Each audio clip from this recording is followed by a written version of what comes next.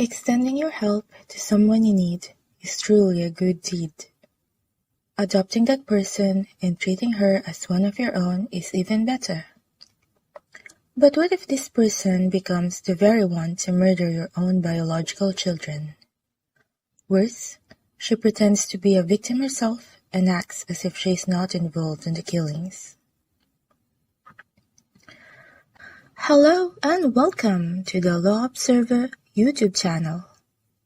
Here we discuss famous cases and attempt to understand the laws that are involved. Before we continue with the rest of the video, it is important to keep in mind that I am not a lawyer. So, anything that I say in my videos should not be taken as legal advice or a legal opinion. I am also neither a law student nor a law graduate. So, anything that I say in my videos should be taken with a grain of salt. I am here to merely observe and speculate on the cases.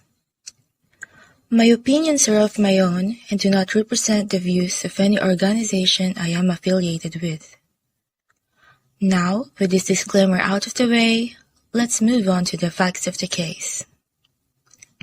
The Philippines is a large archipelago made up of more than 7,000 islands. It is located in Southeast Asia on the eastern rim of the Asiatic Mediterranean. As of 2020, it's been reported to have a population of 109.6 million, 86% of which is Roman Catholic. The citizens are mostly religious and family-oriented. The Maguad family was no different. The father, Cruz, was a public school teacher, while the mother, Lovella, was a school principal. Their 18-year-old daughter, Gwynn, was a nursing student who hoped to be a doctor someday. Her younger brother, Luis, also known as Boy Boy, was 16 years old and in high school. Gwynn was actually very popular and active in school. She was a Chief Girl Scout medalist in 2018. She joined beauty pageants, volunteered, and was active in school activities. She was also a member of the Youth for Christ organization. She was fun, friendly, and liked by a lot of people. She was also very active in social media such as Facebook, Instagram, Twitter, and TikTok. There's much less available information on Boy Boy online. However, just like his sister Gwynn, he also apparently loved making TikTok videos. Together, they uploaded videos of themselves dancing on the social media platform. The family lived a quiet, normal life until that fateful day on December 10, 2021, when the siblings were ruthlessly attacked at approximately 2 o'clock in the afternoon inside their home in Barangay Bagong Tapay, Milang, North Cotabato. They were both stabbed and beaten to death. A knife, a hammer, a baseball bat, and broken bottles were found near their bodies. But who is behind this grisly crime? It was in April 2021 when the Maguad family first met a girl who, for the reason that she was a minor, would not be named in this video. However, if you're really curious about her real identity, well, you can always count on good old Google. For now, let's just call her Jane. She was working as a babysitter for Lovella's sister. Because of this, she became a familiar face to the Maguad siblings. They became close friends, and in July 2021, Jane was eventually adopted into the Maguad household. It was Gwynn who asked her parents to let Jane stay with them as she was already an orphan. Interestingly, the movie The Orphan was one of Jane's favorites. Jane was treated by Cruz and Lovella as one of their own. She was included in vacations and celebrations. She was loved, supported, and taken care of. She was welcomed into the family without her past being questioned. The Maguads focused on helping her build a bright future. Jane liked to upload on TikTok, often featuring Gwen and Boy Boy in her videos. She also had a boyfriend, a sacristan or altar boy who served in the church. Everything seemed normal. The group appeared happy and content. Or so it seemed. Apparently, Jane was insecure of the Maguad siblings. She was envious of them, jealous even. She allegedly wanted to take Gwen's place. On December 10, 2021, at 2:58 p.m., Cruz was fixing some structure at the school where his wife worked when he received a call from someone who told him that their house had been ransacked and that he needed to come home quickly. He reached their home at 3:15 p.m. and walked into a bloodbath. His two children lay dead on the floor. Gwen had multiple stab wounds and bruises. She was found near her bedroom. Boy Boy was hogtied, gagged, and stabbed. He was found near the front door. As Cruz mourned for his son and daughter, Jane approached him. Her hair was wet. She had just taken a shower. She hugged Cruz, and for the first time ever, she called him Papa. That was strange. Even stranger was that she was the only one who survived the attack. She claimed that 3 unknown men entered the house and that she was only able to survive because she hid under the bed inside the bedroom. At first, it was believed to be a robbery. However, aside from Gwen's and Boy Boy's phones, nothing else was missing. Also, the weapons used in the attack were not just lying around. So, any stranger who barges into the house would not readily see them. The hammer was hidden near the laundry area, while the baseball bat was kept on the double bunk bed where Jane slept.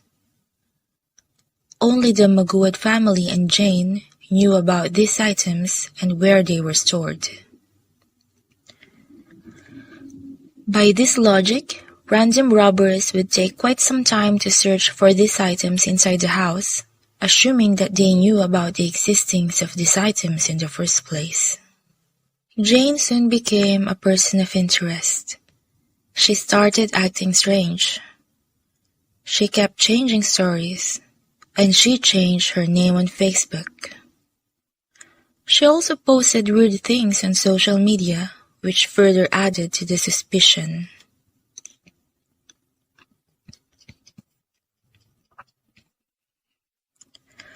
The investigators recovered a plastic bag near the crime scene. It contained clothing with bloodstains. It was believed to have been discarded by the suspect after committing the crime. The police questioned Jane again. This time, she confessed to the crime. She also said that her altar boy boyfriend, who in this video we will simply call Geraldo, helped her murder the Maguad siblings. Both suspects were 17 years old at the time of the crime, so they were taken into custody by the Department of Social Welfare and Development, or DSWD. Now, weirder things are about to go down. You see, there have been messages circulating online. They were allegedly Jane's messages to a friend.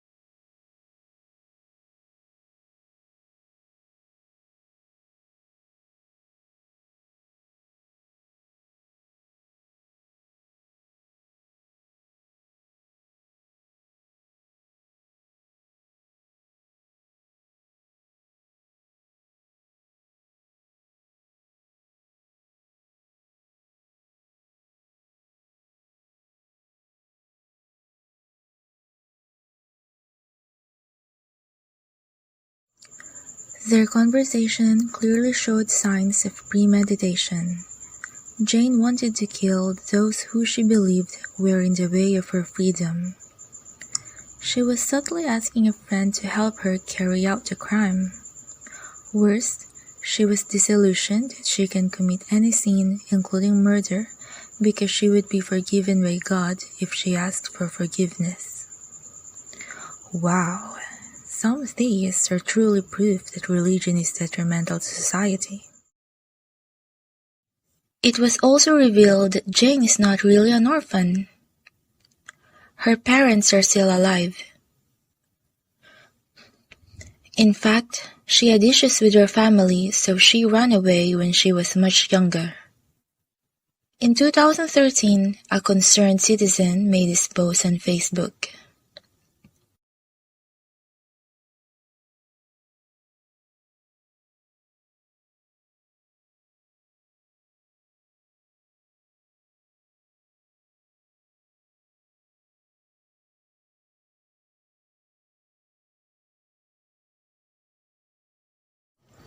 Another concerned citizen posted this on Twitter.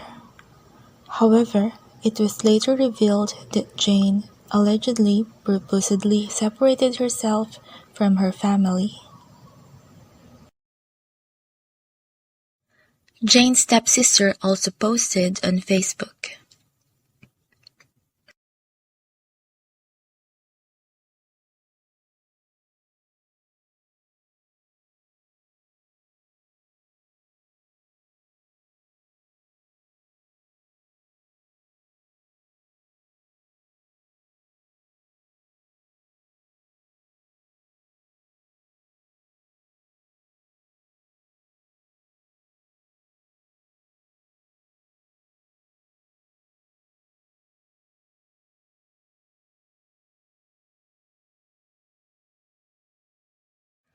In January 2022, Lovella prayed for the supporters of the Juvenile Justice and Welfare Act of 2006, also known as Republic Act 9344, to open their eyes to the reality of the situation.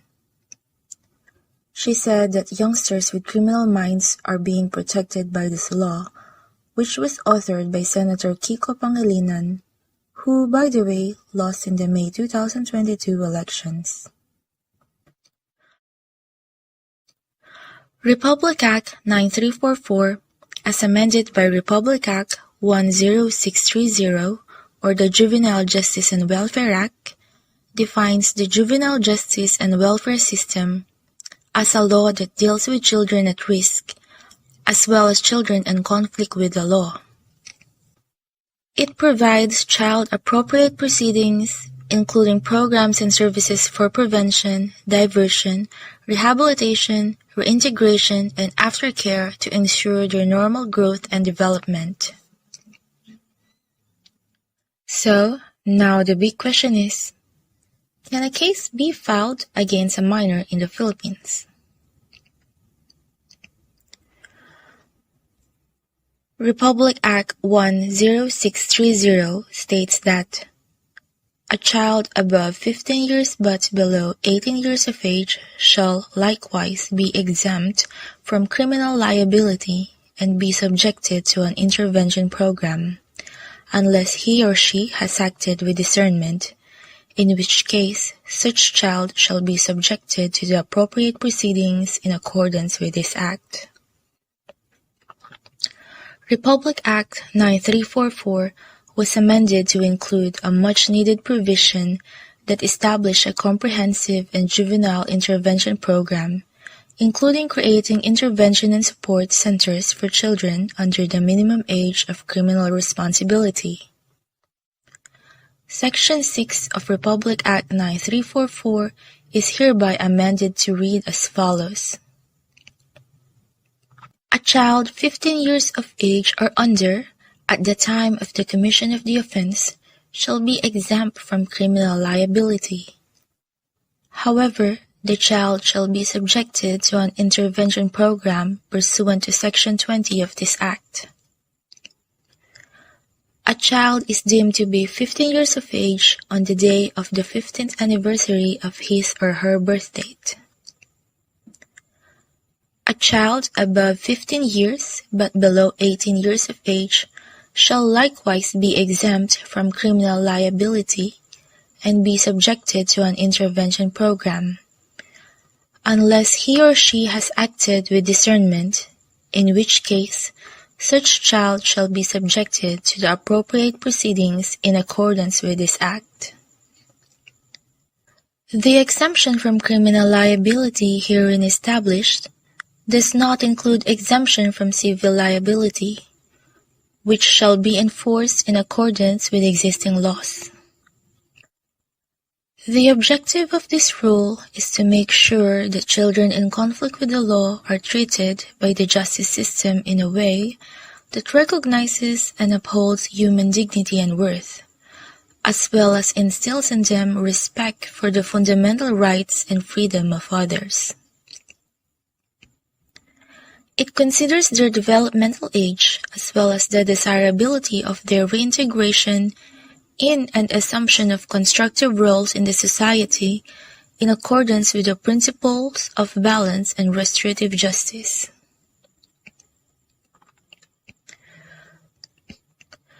In other words, a minor who was at least 9 years old but below 15 years old at the time of the commission of the offense shall be taken into the custody of his or her mother or father, or the nearest relative or family friend, at the sound discretion of the court and subject to its supervision. Then again, if the minor is 15 years old and 1 day to 18 years old, and if he or she has acted with discernment in the commission of a particular offense, he or she shall be proceeded against in accordance with sections 24 to 28 or 36 to 40 of the aforesaid rule, as the case may be, and subjected to a delinquency prevention program as determined by the court. So, because of this, Jane and Geraldo cannot be detained. Instead, they would be taken to the DSWD. Fast forward to May 2022, the Regional Trial Court in Cabacan, Cotabato Province has sentenced Jane and Geraldo to more than 30 years in prison. Judge Alexandra Betoya of RTC Branch 16 in Cabacan, Cotabato sentenced Jane to a minimum of 18 years and a maximum of 32 years in prison without parole for the murder of Gwynn and Boy Boy. Geraldo, on the other hand, was sentenced with a minimum of 12 years and a maximum of 37 years in prison without parole. The Maguad couple was obviously not happy with the decision of the court. They arrived at the Hall of Justice very early, expecting to get maximum justice. However, not only did they not get what they were expecting, but they also claimed to have been disrespected by Jane inside the courthouse. She allegedly looked daggers at them and showed no remorse. Bukan! Ay! God! Mabuti tinaman kaya kayo. Yung paisa! Halika dito! Nanay sa nanay! Matagal na kami nagtitigpik sa inyo, ha? And once and for all. Bastos!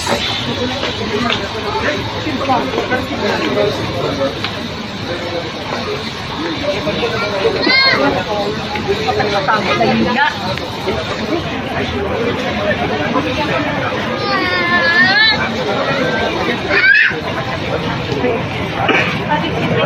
Ginasumpa o ginasumpa kung ano kasakit ang nabatsag na mo dapat duplihon sa inyo. Duplihon sa inyo. Malagid ka mo sa puso ka mga ginikanan.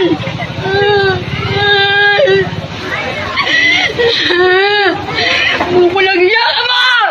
Walang iya ka ma!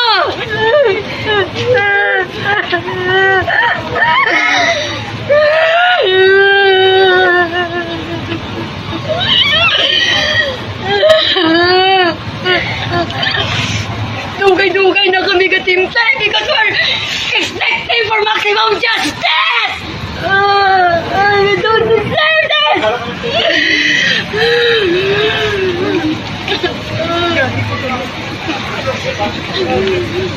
Pasika-sika, pasang mata. Ano ginatudlo sang disability siya? Sikahan pa kami niya sang mata.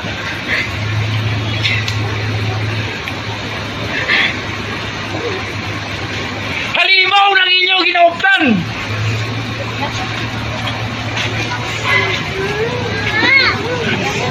Di na tao.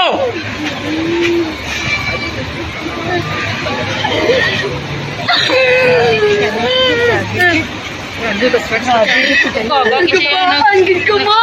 Gabaan ka mo! Sagin mo at niyo sa aman! I-curse kinunta ka mo sang Ginoo! I-curse ka mo! I-curse ka mo!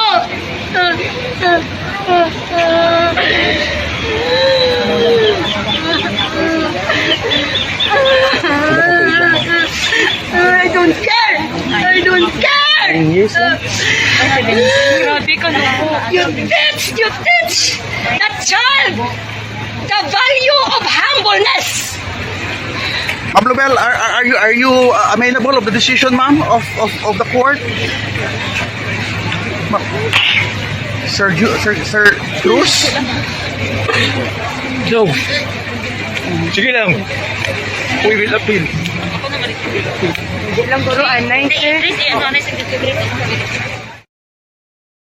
Despite turning 18, Jane stayed in the custody of the DSWD after the conviction.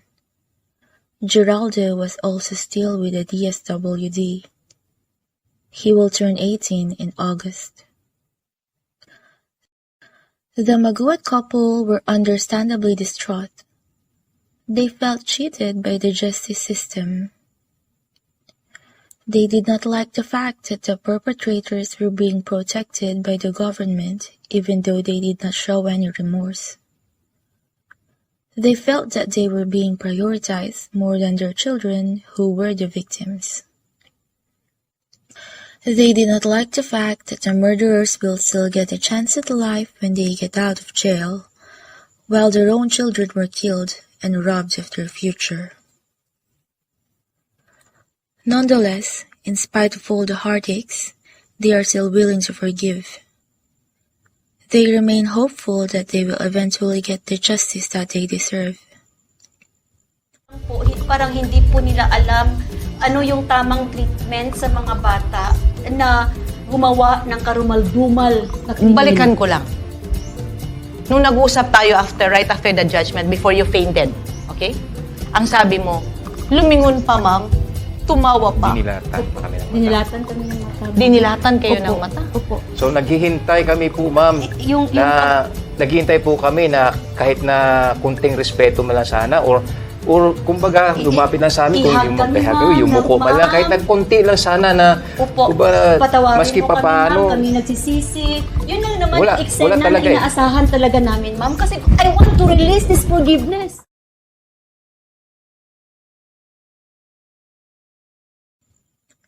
Personally, I am not a huge fan of the justice system in the Philippines. But what do you think? Let us know your thoughts about this case in the comment section below. Thank you for watching my video. Kindly like, share, and subscribe. Until next time.